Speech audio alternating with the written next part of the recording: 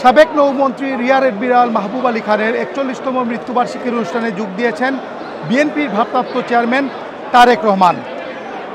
স্ত্রী জুবাইদা রহমানকে সাথে নিয়ে তিনি এই অনুষ্ঠানে যোগদান করেন।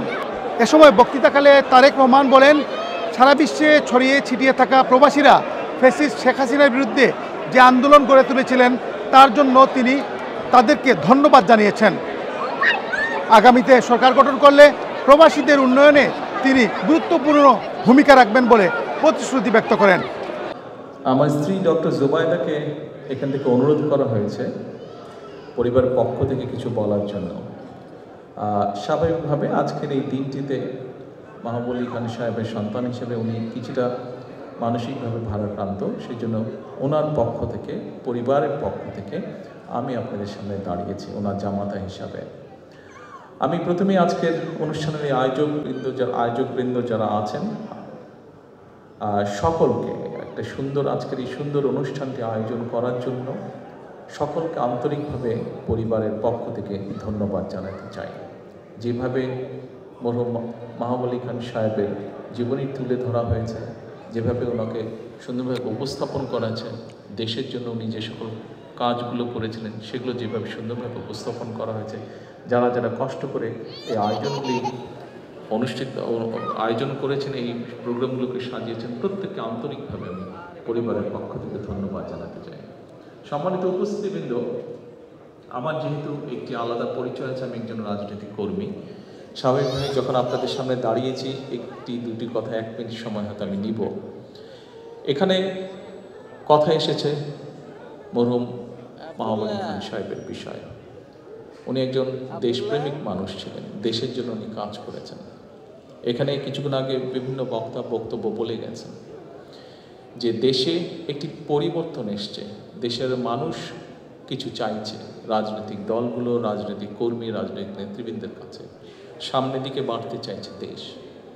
এখানে আপনারা যারা আছেন প্রায় অধিকাংশ মানুষই রাজনীতির সাথে জড়িত আছেন। আমরা যারা রাজনীতি করি, আমরা রাজনীতি করি দেশের মানুষের জন্য, দেশের মানুষের পাশে দাঁড়ানোর জন্য। আমি সকলকে অনুরোধ করব যে আসুন, আমাদের যেই সুযোগটি এসছে দেশের মানুষের পাশে দাঁড়ানোর জন্য, আমাদের যেই সুযোগটি এসছে দেশকে সামনে এগিয়ে নিয়ে যাবার জন্য, আমরা সেই সুযোগটিকে কাজে লাগাই। আমরা আমাদের কাঙ্ক্ষিত, শহীদদের কাঙ্ক্ষিত যে বাংলাদেশের জন্য তারা নিজের প্রাণকে উৎসর্গ করেছেন, সেই বাংলাদেশকে যাতে আমরা ধীরে ধীরে গড়ে তুলতে পারি। সম্মানিত উপস্থিতিবৃন্দ,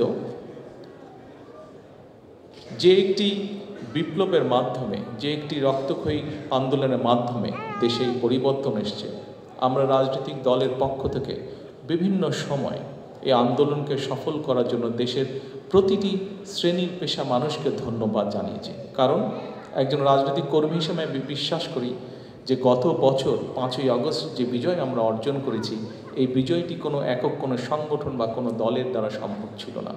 সমাজের সর্বস্তরের মানুষ, প্রত্যেকটি শ্রেণী পেশার মানুষ রাজপথে নেমে এসেছিলেন বলেই এই আন্দোলনটি সফল হয়েছে, বাংলাদেশ স্বৈরাচার মুক্ত হয়েছে। আমরা বিভিন্ন সময় দলের পক্ষ থেকে, আমি ব্যক্তিগতভাবে দলের পক্ষ থেকে আমরা দেশের প্রত্যেকটি শ্রেণী পেশার মানুষকে আমরা ধন্যবাদ জানিয়েছি। আমি প্রায় 17 বছর প্রবাসে আছি। আপনারা যারা প্রবাসী আছেন, শুধু ইউকেতে না, পৃথিবীর বিভিন্ন দেশে যারা আছেন, প্রবাসে যারা আছেন, আপনাদেরই একটি অংশ হিসাবে আমি প্রবাসে 17 বছর ধরে আছি।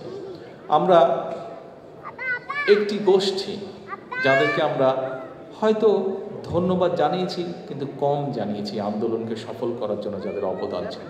অর্থাৎ সম্মানিত উপস্থিতিবৃন্দ, আজকের এই অনুষ্ঠানের মাধ্যমে সারা বিশ্বে যত বাংলাদেশি প্রবাসী আছেন, যারা বিগত আন্দোলনে, স্বৈরাচারের বিরুদ্ধে যে আন্দোলন হয়েছে, সেই আন্দোলনে প্রবাসীদের বিপুল সংখ্যক মানুষ যার যার অবস্থান থেকে সেই আন্দোলনকে সফল করার জন্য বিভিন্নভাবে অবদান রেখেছেন।